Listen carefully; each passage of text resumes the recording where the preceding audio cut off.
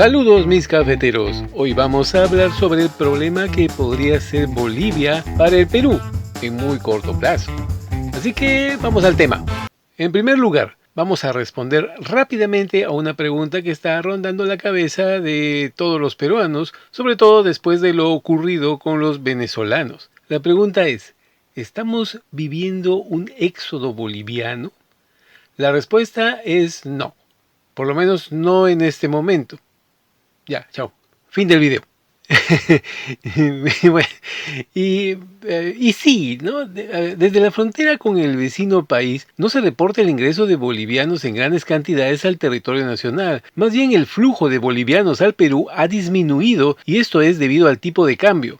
Al bajar dramáticamente de precio el boliviano contra el sol peruano, venir al Perú se ha vuelto muy caro y por al contrario, para los peruanos se ha vuelto atractivo ir a Bolivia porque para nosotros se ha vuelto súper barato visitar ese país. Pero entonces, ¿no hay peligro de que recibamos una oleada migratoria similar a la venezolana? ¿O estamos ante el inicio de una diáspora boliviana? Antes que nada, debemos explicar brevemente lo que ocurre en Bolivia, pues todo comenzó con Evo Morales, quien es el artífice de esta debacle boliviana, o por lo menos uno de los responsables. Sucede que Bolivia hace poco vivió una década de bonanza gracias a la venta de hidrocarburos. El dinero entraba al país a raudales, lo cual permitió que el gobierno subsidiara muchas cosas, como los combustibles, la gasolina y el diésel. Y pues todo esto durante el gobierno de Evo, cuando el actual presidente Arce era el ministro de Economía, es decir, los dos cómplices del crimen. Dicho sea de paso, Arce ha sido reconocido como el gestor de, entre comillas, el milagro económico boliviano. El tipo estuvo 11 años como ministro de Economía, es decir, no se puede escapar de semejante marrón que ha hecho en el país altiplánico. Asimismo, el señor Evo, un clásico rojete negado para la economía, estatizó todos los yacimientos de hidrocarburos y petróleo de Bolivia, pasando su administración a la empresa estatal YPFB. Con esta jugada, Evo se encargó de bloquear la inversión privada para lo más importante, que es la prospección. Para los que no lo saben, la prospección es nada menos y nada más que la exploración del subsuelo basada en el examen de los caracteres del terreno y encaminada a descubrir yacimientos minerales, petrolíferos, aguas subterráneas, etc. ¿Y qué está pasando ahora con el gas boliviano? Pues se está acabando. Así de simple, y al no haber nuevos yacimientos, se estima que para el 2029 ya no habrá gas. Bolivia ya no va a vender más gas a Argentina y Brasil, lo cual va a dejar un hueco enorme en su economía. No lo digo yo, lo ha dicho el presidente de Bolivia. El otro gravísimo error de estas bestias socialistas, como ya dijimos, fue que se pusieron a subsidiar un montón de cosas, incluido el precio del dólar, comiéndose las reservas del país. Es decir, los dólares que tenía el Estado también se agotaron, por eso no hay dólares en Bolivia. Al no haber dólares no hay plata para importar cosas, incluyendo alimentos y combustible. Estamos hablando de gasolina que Bolivia importa, por eso no hay. O hay muy poca. Las colas para llenar el tanque del carro son kilométricas. Como resultado de todo esto se ha generado un tremendo desequilibrio fiscal que ha ocasionado que la moneda boliviana, o sea, el boliviano, se haya depreciado hasta en un 40%. Esto ha llegado al extremo de que, por lo menos en la frontera con Perú, los bolivianos se hayan refugiado en el sol peruano para no perder su capacidad adquisitiva y proteger sus ahorros. Esas son las consecuencias del Estado empresario, algo que quería el analfabeto funcional que es el expresidente Pedro Castillo. Hablando de peruanos que apoyan estas bestialidades, recordemos cómo Verónica Mendoza, eterna candidata de la izquierda, alababa la política económica de Evo Morales. Uno es conocido como un pueblo trabajador, creativo, que necesita solamente un apoyo, ¿no?, del Estado que los pueda acompañar con capacitación, con asistencia técnica, un Estado que también recupere la soberanía sobre nuestros recursos. Eso es algo que nos reclaman muchísimo aquí, ¿no? Tenemos gas natural en el sur del Perú, tenemos litio aquí en Puno, pero bueno, tú sabes que por otro lado, quienes han manejado nuestro país como su hacienda, quienes no quieren que las cosas cambien, dicen que lo que proponemos traería caos y más pobreza, ¿no? Imagínate. No, muchas gracias, hermana Vero, por invitarnos para esta charla. Ni se imagina, hermanos, el 1 de mayo del 2006 no me tembló la mano para nacionalizar los hidrocarburos. A partir de ese momento cambió la situación económica del país. Y saben muy bien, saben los estudiosos.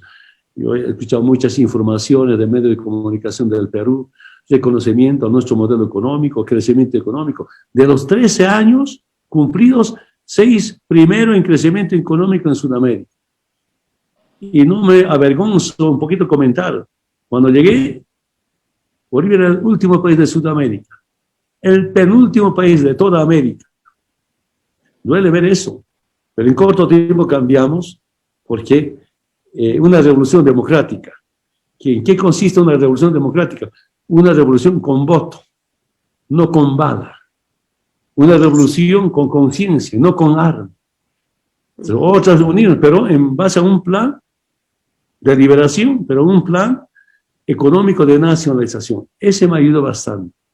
Y hemos demostrado que también los movimientos sociales, por supuesto, acompañados por otros profesionales, clase media, intelectuales, todos unidos, hemos demostrado que Bolivia tenía mucho futuro. Juntos sí podemos. Ya saben, niños, los rojetes son unos tremendos negados para la economía. La situación de Bolivia debe servir como lección para nosotros los peruanos que de a pocos y a pesar de las crisis políticas estamos avanzando. El puerto de Chancay, el nuevo aeropuerto, el futuro puerto espacial, la compra de aviones de combate que va a traer tecnología, la fabricación de buques de guerra y blindados aquí en el país, el aumento de las exportaciones de productos agrícolas, etcétera, etcétera. Todas estas cosas son una muestra de nuestro crecimiento. No echemos todo por la borda votando por un zurdo. Entonces, llegamos al momento actual. La crisis boliviana no hace más que empeorar. La escasez tiene al país al borde del colapso y claro, el gobierno de Arce no puede encontrar la solución. Esta situación ha generado protestas en varias regiones de Bolivia, lo cual es simplemente el preludio del estallido social a gran escala. Nos estamos muriendo de hambre, gritaban los manifestantes bolivianos durante sus últimas marchas en La Paz y Sucre. Pero aún así, no estamos viendo que los bolivianos empiecen a abandonar su país en grandes cantidades. Y esto se debe a que en agosto de este año se vienen elecciones y al parecer el pueblo tiene la esperanza de que las cosas cambien con un nuevo gobernante. Porque ya sería el colmo que Bolivia se suicide eligiendo nuevamente a Evo, que a pesar de que ya no debería poder postular, está en campaña. De no producirse un cambio o que el nuevo gobierno no pueda resolver el difícil predicamento en el que está el país, pues las predicciones indican que se produciría una migración masiva de bolivianos, no solo a Perú, sino también a otros países fronterizos, como también son Chile, Paraguay o Argentina. Álvaro Ríos, el exministro de Hidrocarburos de Bolivia, opinó que esta migración de la que tanto se habla recién se daría cuando se acaben las reservas de gas, es decir, en el 2029, y Bolivia no tenga nada que ofrecer al mundo. Esto, como ya dijimos, pues es como consecuencia de las políticas estatistas que ahuyentaron la exploración privada. Tengamos en cuenta que invertir en eso es súper riesgoso y costoso. Por eso el gobierno de Bolivia no ha hecho esa tarea porque cuesta demasiado. Pero según el periodista puneño Hugo Supo, ya en la actualidad existen ferias binacionales a las cuales los bolivianos asisten en grandes cantidades para adquirir productos que no hay en Bolivia. El periodista dijo: hay un circuito económico que cruza las fronteras donde los bolivianos ya se vienen asentando en el Perú, en especial en Juliaca, pero por necesidades comerciales. Y algo de eso pasa con algunos peruanos que tienen casas en el Alto. Este fenómeno, entre otros, es un paliativo para que la inmigración no sea masiva ni mucho menos inmediata. La crisis energética boliviana causada por la empresa estatal boliviana YPFB está ocasionando serios problemas socioeconómicos al país. Según la consultora Gas Energy Latin America, la política energética estatista ha generado desabastecimientos y una fuga masiva de dólares. Este muy crítico problema se generó luego de la nacionalización del gas en el 2006. La escasez de productos de primera necesidad en Bolivia no es de ahora. Ya llevan varios meses en los que los bolivianos no encuentran en sus mercados productos como arroz, azúcar, aceites, carne o combustible. La falta de esto último está afectando a varios sectores económicos como el transporte y el agro. Ya la Federación de Choferes de Bolivia ha anunciado un paro como protesta ante la falta de combustible y la incapacidad del gobierno de Arce para solucionar la situación. Las largas colas, tanto de gente como de vehículos, cerca de mercados o estaciones de servicio, se están convirtiendo en parte del paisaje urbano en las ciudades de Bolivia. ¿Y qué pasa con nosotros? ¿Qué pasa con Perú? ¿Es que no hemos aprendido nada? ¿La diáspora venezolana no nos ha enseñado nada? Hace poco Chile trató de colocar un cerco de malla metálica en la frontera con Bolivia, pero los conchudos de los chilenos la pusieron dentro del territorio boliviano, lo cual fue el pretexto que usaron los del altiplano para derribar el cerco. Como ya dijimos, los bolivianos ya cruzan las fronteras en busca de satisfacer sus necesidades básicas. Según nuestras normas migratorias, los ciudadanos bolivianos pueden ingresar al Perú sin pasaporte ni visa, solo necesitan su documento nacional de identidad o su tarjeta andina de migración, pero solo tienen 3 meses para estar en el país como máximo. Por desgracia, nuestras fronteras son una coladera. Ya lo hemos visto con Ecuador y la frontera con Bolivia no es la excepción. Perú no tiene control sobre muchos de los pasos fronterizos porque la mayoría son informales. Javier González Olaechea, ex canciller de la República, opina justo sobre esto. Claro que sí puede producirse un gran éxodo y en proporciones insospechadas para nosotros, a través de desaguadero y otros pasos fronterizos, muchos de ellos sin un efectivo control peruano. González Olaechea aconseja tener mayores filtros fronterizos y que la policía ya debería de estar tomando cartas en el asunto y evitar que ingresen ciudadanos extranjeros indocumentados o con antecedentes policiales y penales, a fin de que no nos pase lo mismo que con los venezolanos y tengamos operando esta vez en el Perú bandas bolivianas como nos pasó con el Tren de Aragua. Los servicios de inteligencia deben informar al Ministerio Público y el Poder Judicial sobre los posibles delincuentes que pretenden ingresar o efectivamente lo hagan y deportarlos o encarcelarlos, lo cual, dado el estado desbordado del INPE, es en sí un problema mayor, dijo el ex canciller. Finalmente, González Olaechea comentó que espera que la presidenta Dina Boluarte designe una partida extraordinaria a la policía, a la fiscalía, a migraciones, al INPE y al Poder Judicial para que cumplan a cabalidad sus funciones. Debo decir que González Olaechea en esto último está pecando de optimista, ya que aunque el dinero ayuda, no es el único problema que impide el correcto funcionamiento de todos los organismos del Estado implicados en el control de las fronteras. El ex canciller Miguel Rodríguez Mackey coincide con Olaechea en que el Ministerio de Relaciones Exteriores debe salir a defender nuestras fronteras, indicando que creo que es importante que la Cancillería peruana tome nota, y el gobierno peruano también, del control de fronteras y la soberanía del Estado. Ya tenemos bastante con el contrabando que se viene produciendo de Bolivia hacia el Perú. Nos corresponde a nosotros tomar las medidas de seguridad que debe sopesar un espacio de zona de fronteras. La Cancillería peruana debería en el acto coordinar para que nuestra cualidad y nuestra calidad impoluta de frontera se respete, y para eso hay que coordinar con el Ministerio de Defensa y la policía. Finalmente, Rodríguez Mackey también hizo un llamado a la presidenta Dina Boluarte, diciendo: tenemos que tomar las precauciones que corresponden, por lo menos, por el amor de Dios, apliquemos políticas de fronteras para cuidar nuestra ciudadanía. Reflexionemos, mis queridos cafeteros, ¿acaso la misma historia va a repetirse? Y tal vez para peor. Es decir, para el 2016, Venezuela era el país más violento del continente, con la tasa de morición forzada más alta. Y aún así los recibimos sin filtro alguno. ¿Vamos a repetir ese error con los bolivianos? No es que Bolivia tenga una criminalidad como la que tenía Venezuela. Incluso para el 2023, Perú tenía el índice de crimen organizado más alto que Bolivia. De 20 países estábamos en el puesto 10 y Bolivia está en la cola. Así que digamos que la delincuencia boliviana, aunque tiene narcos y una que otra banda criminal, en la frontera se limita principalmente a contrabandistas, mineros ilegales y ladrones, ya que no tienen nada parecido al Tren de Aragua. Pero eso no quiere decir que no debamos ponerles filtros. Dicho sea de paso, en el 2023, el país con el mayor índice de crimen organizado de Sudamérica es Colombia, incluso ganándole a México, y a nivel mundial eran el número 2. Se calcula que para el 2023 había 51.964 colombianos viviendo en Perú, lo que representaba el 3.8% de la población extranjera en el país. Los colombianos solo requieren su cédula de identidad para ingresar al Perú.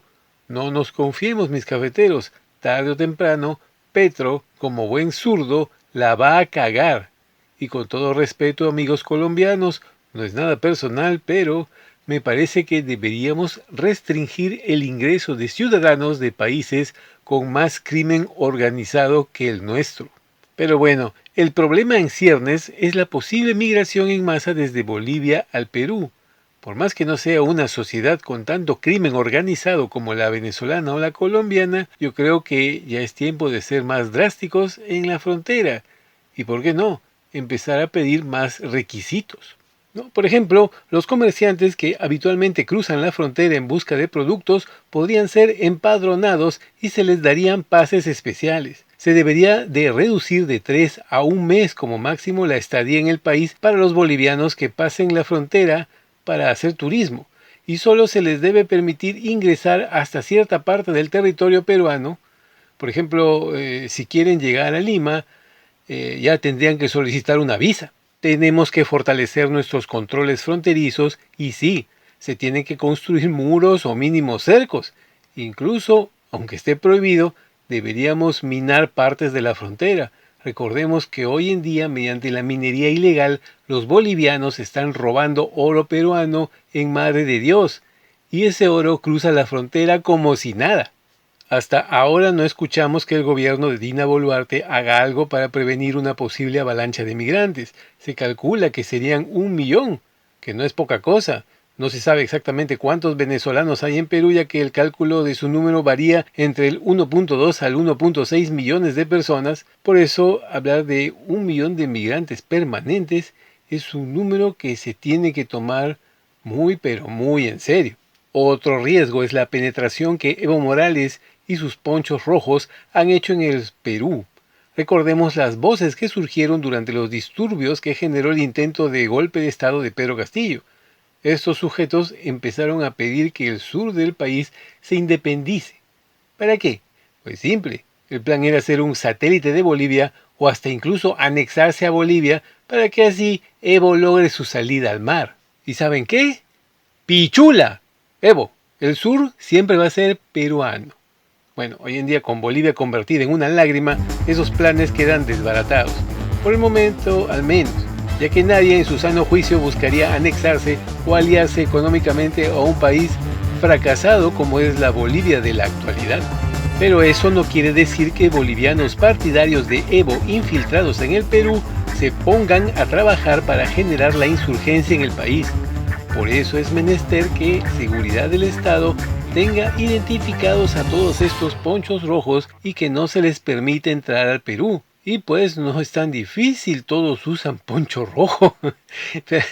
Bueno, pero fuera de bromas, sí es posible identificar a varios de ellos revisando los videos de las protestas y marchas en Bolivia, porque nunca faltan a cualquier evento político de ese tipo en el país del altiplano. Pero, ¿qué opinan ustedes, mis cafeteros? ¿Se producirá una migración masiva desde Bolivia? Y si se da, ¿estamos preparados? ¿El gobierno está haciendo algo para prevenir esa situación? Los leo en los comentarios. Si les ha gustado el video, denle like, comenten y suscríbanse por favor. Si quieren hacer donaciones, aquí les dejo los QR donde podrán hacerlo. Para el Perú tengo Yape y Plin. Para gente que desde el extranjero quiera apoyar, tengo PayPal. Eso ha sido todo por ahora, mis cafeteros. Nos vemos en la próxima, aquí desde la cafetería.